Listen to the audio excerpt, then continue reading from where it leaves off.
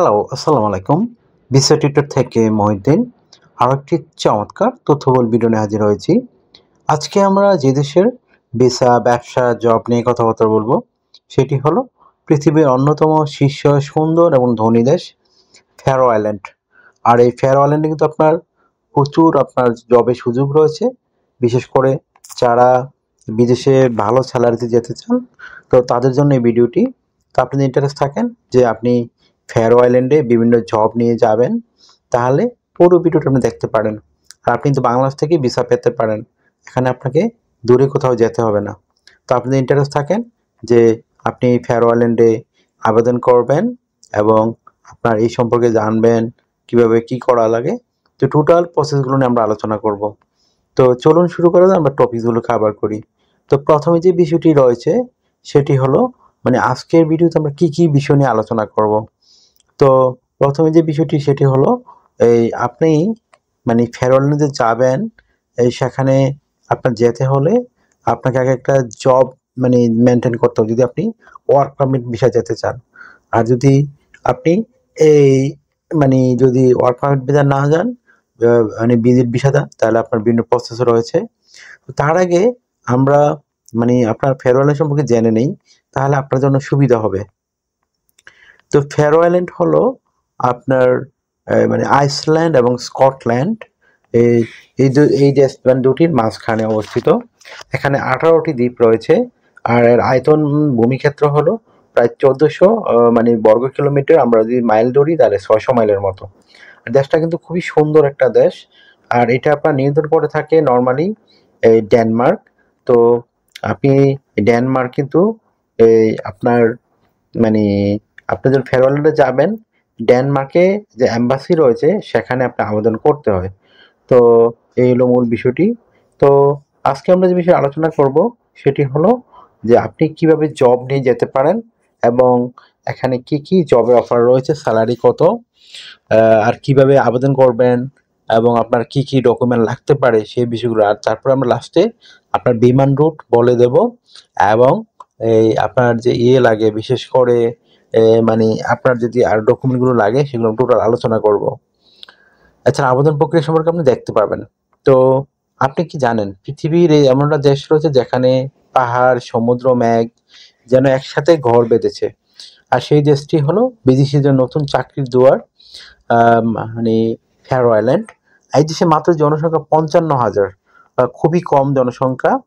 তো এখানে এটা হলো আপনার উত্তর আটলান্টিক যে মহাসাগর রয়েছে সেখানে সমৃদ্ধশালী একটা দেশ। এখানে এটা ডেনমার্কের অধীনে একটা স্বায়ত্তশাসিত দেশ। এটা নিয়ন্ত্রণ করে থাকে ডেনমার্ক সবকিছু, কিন্তু তারা স্বায়ত্তশাসিত। এখানে আপনার যে আপনি কাজ করতে পারবেন সেগুলো হলো মাছ ধরার যে শিল্পগুলো রয়েছে, তারপর কৃষি, ট্যুরিজম, হোটেল, প্রচুর জব। এখানে প্রচুর ঘুরতে যায়, বিশেষ করে পর্যটক। এই জন্য আপনি হোটেল সেক্টর আবেদন করতে পারেন। তো এখানে যে বিষয়টি রয়েছে, সবচেয়ে বেশি জব পাওয়া যায় মাছ ধরা এবং ফিশ প্রসেসিং ইন্ডাস্ট্রিতে। আর আপনি যদি ইন্টারেস্ট থাকেন যে আপনি এই যে মাছ ধরা এবং সমুদ্র থেকে এবং ফিশ প্রসেসিং যে ইন্ডাস্ট্রিগুলো, ফ্যাক্টরিগুলো কাজ করবেন, তাহলে আপনি বেশি আবেদন জবও ভালো পেতে পারেন। তো এখানে আপনার যে বিষয়টি রয়েছে, বেতন কিন্তু খুবই হাই। আপনি বছরে প্রায় 50 লাখ টাকা আয় করতে পারবেন। তো মাস শেষে হিসাব করলে আপনার প্রায় 4 লাখ টাকার উপর আয় হয়, গড় বেতন। তো আপনার একটা হিউজ স্যালারি। তো এটা কিন্তু আপনার নতুন একটা দেশ, এখানে মানুষ কম সম্পর্কে জানে, এটা সম্পর্কে জব পাওয়া ইজি। তো আপনি ইন্টারেস্ট থাকলে তাহলে আপনি যে ফিশ প্রসেসিং করেন, ফিশের ফ্যাক্টরিগুলোতে আবেদন করেন, তাহলে তাড়াতাড়ি করে আপনার একটা CV, cover letter, euro format ready করে ফেলুন। আর ফ্যারো আইল্যান্ডে মানুষ ফ্যারোইস ভাষায় কথাবার্তা বলে, তারা ইংরেজিও বোঝে। আপনি ইংরেজি জানলে আবেদন করতে পারবেন। তো আপনি কিভাবে একটা কাভার লেটার লিখবেন? তো কাভার লেটার লিখতে হলে আপনার যে বিষয়টি লাগবে সেটি হলো আপনি লিখতে পারেন আপনি ফ্যারো আইল্যান্ডে কেন যেতে চান এবং এই দেশটিতে আপনি ফিশ প্রসেসিং ইন্ডাস্ট্রিতে কোন সেক্টরে আবেদন করবেন, ফ্যাক্টরিতে না মাছ ধরায়।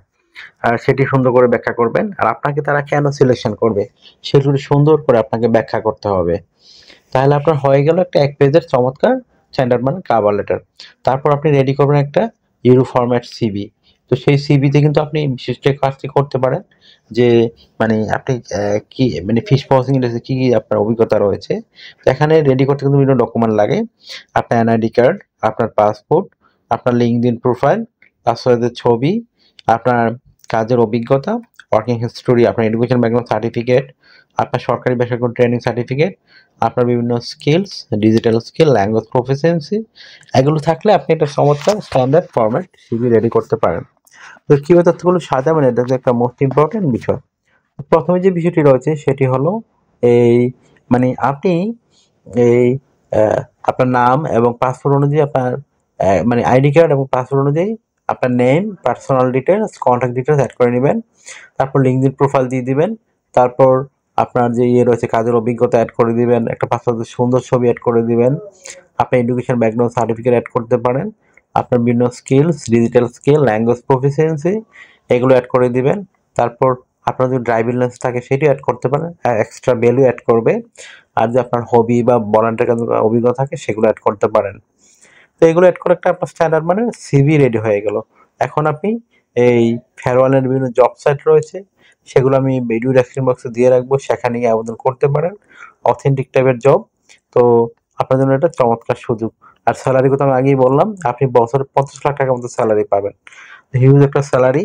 তো আপনার কিন্তু ফ্যামিলি সহ বসবাস করার সুযোগ। আর কিন্তু জনসংখ্যা কিন্তু কম, এটা কিন্তু সেনজেন দেশ নয়, কিন্তু সেনজেনের মধ্যে উন্নত দেশ। আশা করি বিষয়টা বুঝতে পেরেছেন। আর আপনি যদি ভিসার আবেদন করেন তো আপনার মানে খরচ হবে নর্মালি এই মানে সময় লাগে 15 থেকে 45 দিন, তো এরকম খরচ হয়। তো আশা করি বিষয়টা বুঝতে পেরেছেন। তো এই দেশে মানুষ বেশিরভাগই ইংরেজি ভাষায় কথাবার্তা বলে, ড্যানিশ, ফ্যারোইস ইংরেজি কথাবার্তা বলে থাকে, 3 ধরনের ভাষা তারা কথাবার্তা বলে। মানুষ কিন্তু খুবই বন্ধুত্বপূর্ণ, শান্ত স্বভাবের, আর এখানে অপরাধ নেই বললেই চলে। তো আপনি যদি স্থায়ীভাবে থাকতে চান তো আপনি কিন্তু রেসিডেন্ট পারমিট এক্সটেন্ড করে থাকতে পারবেন, যে একটা সুযোগ রয়েছে। তো আপনি এখানে বিমান ভাড়া আমি বলছিলাম, বিমান কিভাবে যাবেন, এটা ঢাকা থেকে দোহা যায়, মানে কাতার এয়ারওয়েজ, কোপেনহেগেন, তারপর ডেনমার্কের রাজধানী, তারপর রাজধানী হলো ভাগার এয়ারপোর্ট, ওখানে সরাসরি পৌঁছে যায়। তো আপনার জন্য এটা দারুণ সুযোগ। আশা করি বিষয়টা বুঝতে পেরেছেন। তো এখানে আপনার সময় লাগে 18 ঘন্টার মতো এই ফেয়ারওয়ালেন্ডে যেতে। তো আশা করি বিষয়টা বুঝতে পেরেছেন। আর আপনাকে এখানে ডিউটি পালন করতে হবে সপ্তাহে 40 ঘন্টা। আপনি 2 দিন কাজ মানে ছুটি পাবেন, শনিবার এবং রবিবার, আর বাকি 5 দিন কাজ করতে হবে।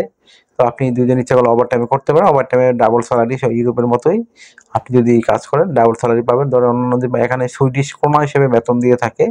তো ধরেন অন্যান্য যদি পাবেন 20 ক্রোনা, একদিন পাবেন 40 ক্রোনা। তো হিউজ একটা স্যালারি। আশা করি বিষয়টা বুঝতে পেরেছেন। তো আপনার যে এই দেশটা কিন্তু ছোট দেশ, তারপর কিন্তু এখানে অর্থনীতি এবং চাকরির সুযোগ বিশাল। তো আপনি সঠিক দক্ষতা থাকে তাহলে কিন্তু আপনি দেশে অফার পেতে পারেন। তো আপনার জন্য দারুণ সুযোগ, আপনি ফেয়ারওয়ালেন্ডে যেতে পারেন। তো আপনার যদি এই ভিডিওটি ভালো লেগে থাকে, আপনার কাছে তথ্যবহুল মনে হয়, তো অবশ্যই আপনি লাইক দিবেন আর কমেন্টস করে জানান আপনি আর কোন দেশে কাজ করতে চান। আর সবচেয়ে গুরুত্বপূর্ণ বিষয় হলো আমার চ্যানেলটি সাবস্ক্রাইব করে এই পরবর্তী যে ভিডিওটি রয়েছে চমৎকার, সেটি সম্পর্কে দেখতে অবশ্যই চ্যানেলটিকে সাবস্ক্রাইব করে রাখবেন।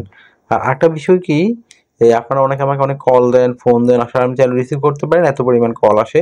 তো আপনি আমার সাথে কাজ করতে ইন্টারেস্ট হলে অবশ্যই আমাকে হোয়াটসঅ্যাপ ইমোতে মেসেজ দিবেন, তাহলে আমি কিন্তু 100% রিপ্লাই দিয়ে থাকি। তো ভালো থাকবেন, take care, good bye, tata. কথা হবে আগামী কোনো ভিডিওতে আবার।